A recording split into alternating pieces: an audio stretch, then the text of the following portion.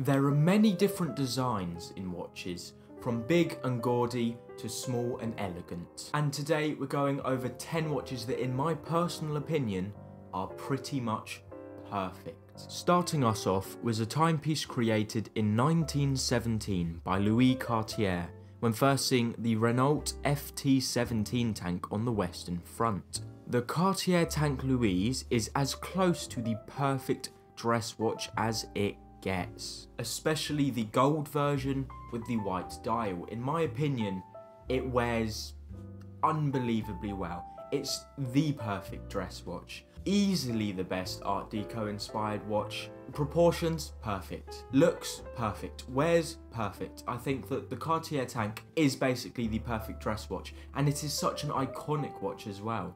I mean, it's a very recognisable design. It's a very good design. All in all, I just think it's perfect. I really don't have much else to say, but the Cartier Tank is a perfect timepiece. Inspired by the first Longines dual time zone watch manufactured in 1925, the Longines Zulu time is my next pick for this list. Little fun fact too, Zulu is what aviators and members of the armed forces use to refer to the letter Z, like Alpha means A for example, and Z also designates universal time for those same aviators and armed forces. In other words, Zulu time has the exact same definition as GMT, so the Zulu time being a GMT watch makes perfect sense. I think especially the green bezeled one is amazing. I think in terms of the price range as well, only £3,000. That is so unbelievably cheap for what you're getting, because it's one of the best looking GMT watches factoring in all price ranges. I think the proportions are completely perfect. Doesn't get better than that, they are literally perfect. The dial layout is wonderful, the colour scheme is wonderful.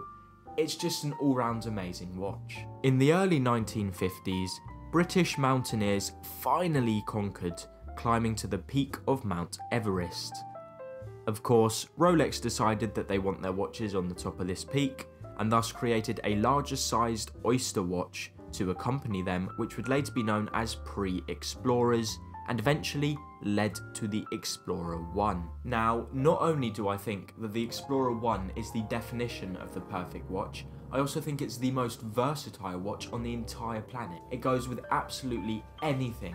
It is absolutely gorgeous, whether you're wearing a dressy, a daily, whether you're going to the beach, no matter what. It's a tool watch, but a good tool watch, a classy tool watch, an elegant tool watch. The dial is absolute perfection. Simplistic, yet elegant. I really cannot understate the fact that the Rolex Explorer, specifically for me, either the 36 or 39, is honest perfection. It is the perfect one watch collection and the most amazing timepiece for anyone who can afford a luxury watch. Designed by Gerald Genta and released in 1972 at the Swiss Watch Show, later known as Baselworld, the Audemars Piguet Royal Oak was the first luxury stainless steel watch, and technically it saved the entire Swiss luxury watch industry. This is because it was during the time that the quartz crisis was becoming a rising concern, and it showed a new take on the luxury watch that we all now know is the most common and generally desired. Notice how I didn't say it saved the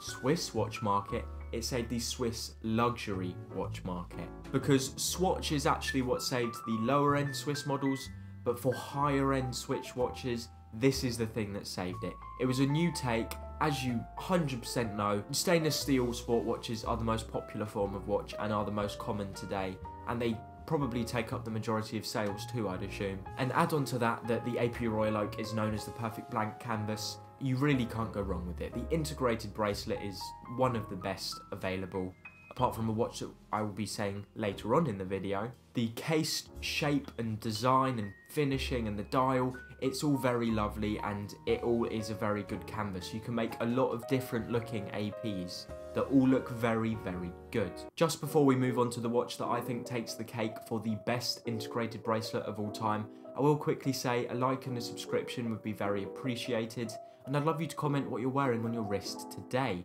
Right now I'm wearing a Casio F91W if you were wondering, and I think it's a pretty nice watch. There's a video of it you can watch after this if you're interested.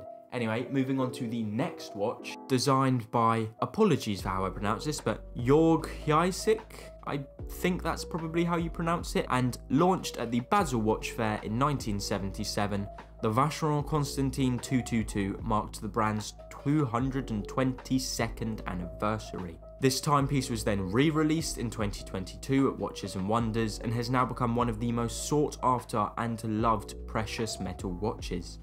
And for me personally, and a vast majority of the people who I've asked the question of integrated bracelets, it has the best integrated bracelet of any watch out there. It is gorgeous. It is absolute perfection, this. And additionally, this watch is not only working as a daily wear or a sporty wear, because it's the whole integrated craze and a very basic dial, but of course perfectly finished, but it's in a precious metal and it works as a dress watch too. It's very versatile and it's very, very good looking.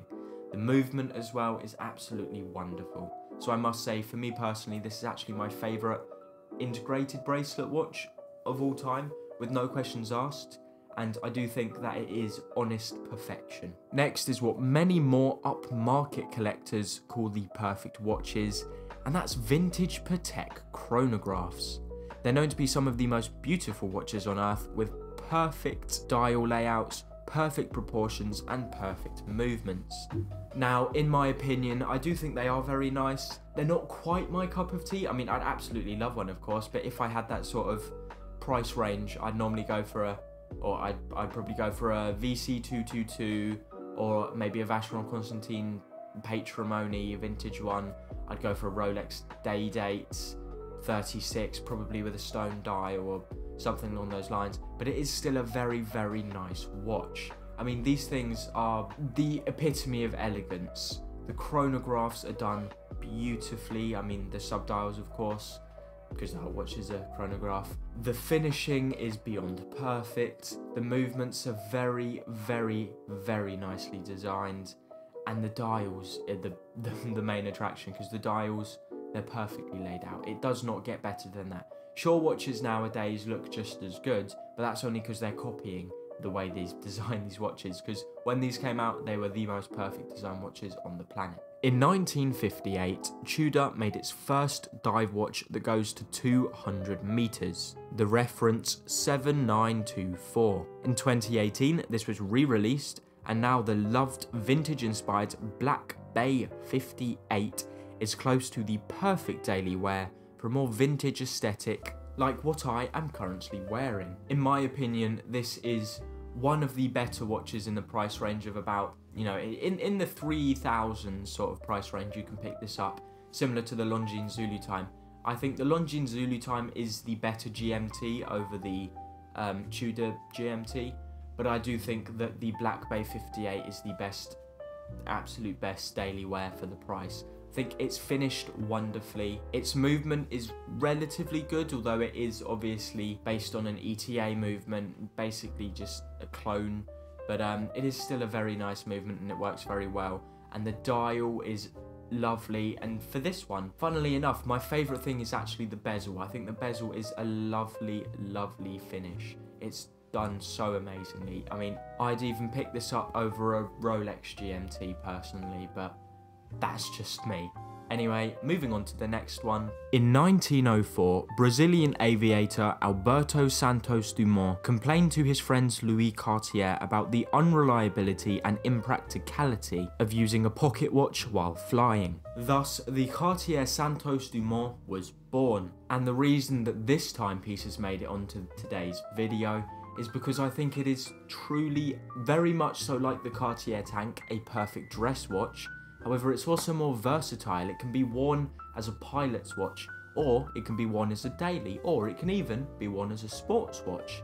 I would definitely say that it's more versatile than the Cartier Tank, and just as nice. I mean, the proportions are perfect, the dial's wonderful. I think either gold, silver, or two-tone, all of their models are wonderful. And I do think that the more medium-sized one is the best to go for, as it has slightly better wearing in my opinion.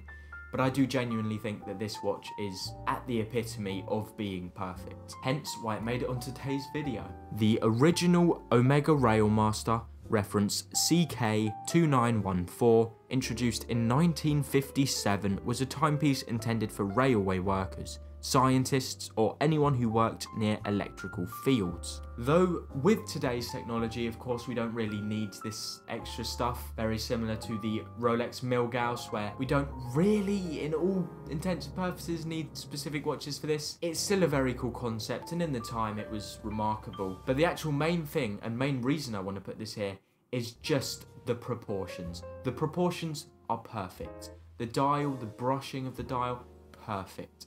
The layout of the dial, the markers and indices, the hands, the Omega branding, it's all perfect. I think that this is Omega's best watch. I know most people would say it's the Speedy, and yeah, that has a cool history of going to the moon, but the Railmaster is honestly what I think is Omega's perfect watch.